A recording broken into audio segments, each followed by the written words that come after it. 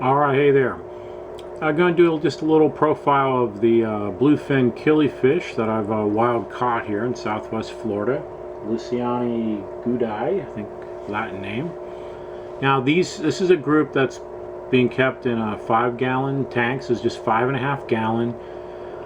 Most sources will say at least 10, but I've had no problem with 7, 8, 9 in this 5-gallon tank. They seem to do well. They're not overly aggressive at all.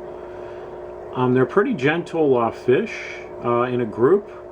They do seem kind of delicate with other fish. I've had them with other fish and they don't seem to last long. Don't seem to do well. They're not real aggressive feeders, okay, as I'll show you here when I feed them. This is a Florida native here in southwest Florida, so I caught these in a local freshwater canal, real close to shore, mixed in with a lot of water plants like water lettuce. And it's pretty typical where I catch most of them. You know, I catch all kinds of Florida natives in there. They're usually caught with ghost shrimp or least killifish, and of course gambusia or mosquito fish. So they're usually in the same habitat environment as those fish.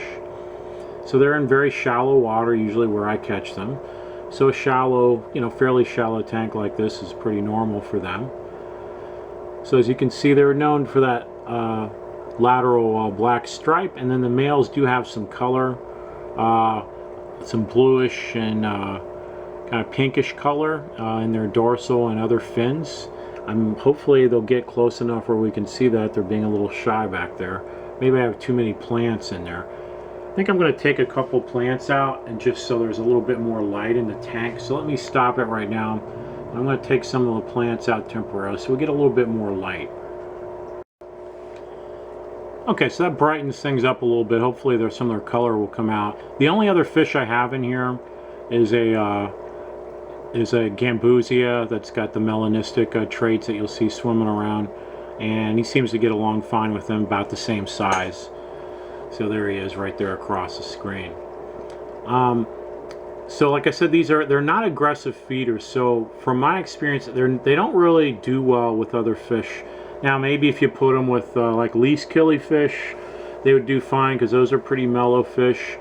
But you know, they pretty much have the same markings. That's just kind of boring to me to have them with least killifish, because they got a similar marking. They're just more longer and slenderer than least killifish. So I think they're best in a group. I think if you're going to have for best health. Like I said, there are picky feeders. It was hard to get them to eat anything. They definitely prefer live foods if you can supply that. I don't like messing with live foods. I try to keep things simple. So what I've found is feeding them bug bites, which I'll feed them here in a minute, and we'll watch them feed. That'll maybe get them a little closer, a little more active. So again, this is a hard water system because I'm in southwest Florida, and for as far as freshwater goes, I'm sticking to hard water systems and hard water fish. So that's why I have the floating plants. They definitely like plants. It's much more natural for them. And so I've got just a single strip LED light on here. Alright, so I'm going to feed some bug bites here. This is bug bites, fluval bug bites. So these will gradually sink. They kind of slowly sink in the tank, like a little at a time. And you should see them get interested and start coming over and eating. And hopefully they'll come out here. So we'll watch them eat. And then of course I have ghost shrimp in there also, which I get about in the same place where I catch these fish. And then they'll clean up anything that gets to the bottom, along with the snails. I have Columbia striped snails in here as well. So you should see they're being a little shy right now. That's weird. But they will eat these fluval bug bites. That's what they've been living off of. Oh, there we go. Now we're starting to get some activity. So that's a female, the one coming closest to the screen. Mosquito fish definitely likes it. They're much more aggressive feeders, active feeders than mosquito fish. That's why I wouldn't want more than one in here, because they would probably outcompete. But, you know, might help to get the other ones feeding.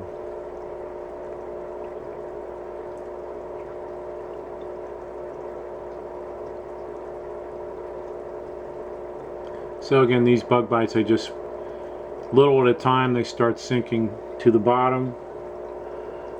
So they're starting to get active now, and then the shrimp and snails will clean everything up if they don't get. I don't normally see them feeding at the top. You will see them rooting around in the vegetation looking for food. And there probably is insect and insect larvae in some of these. Plus the shrimp, I think ghost shrimp are a good idea as far as food. They don't eat the shrimp, but they probably will eat the larvae when the larvae hatch, because these ghost shrimp definitely are often laden up with eggs. When the larvae hatch, that definitely is going to give them a food source. So you can see the males often will flare their fins, their dorsal fins, and you know, if you get a good look at it, you'll be able to see their color too. I'm just not sure if that's coming through on the camera or not. Hopefully the extra light helps. But they are a nice, peaceful, calm fish. Like I said, this is a 5.5 gallon, so you don't really need a large aquarium. I wouldn't go smaller than this.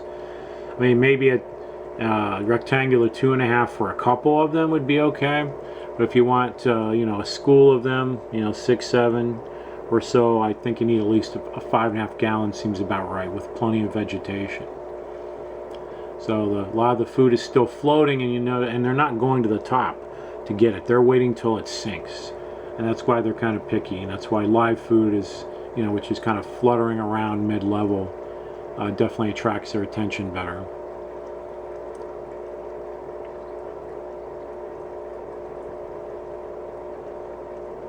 Alright, so bluefin killifish, cool fish. You know, every now and then I do have them for sale. They're a little delicate. Like, I have a lot when I'm transferring them, when I wild catch them. I do have a fairly high mortality rate on these, much higher than the other fish. So they probably get a little bit more subject to stress. So as of now, I haven't shipped any out. So I don't know for sure how well they're going to ship.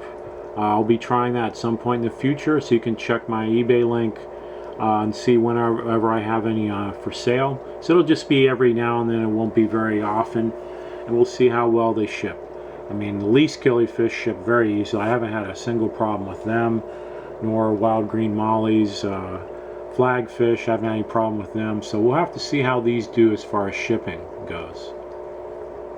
Alright, so we'll just let it be quiet for a minute. If you want to support the channel, you can click on any of the links in the description box below, Amazon links, or check my eBay store for anything. I sell a lot of these things, shrimp, different kinds of fish, plants, snails.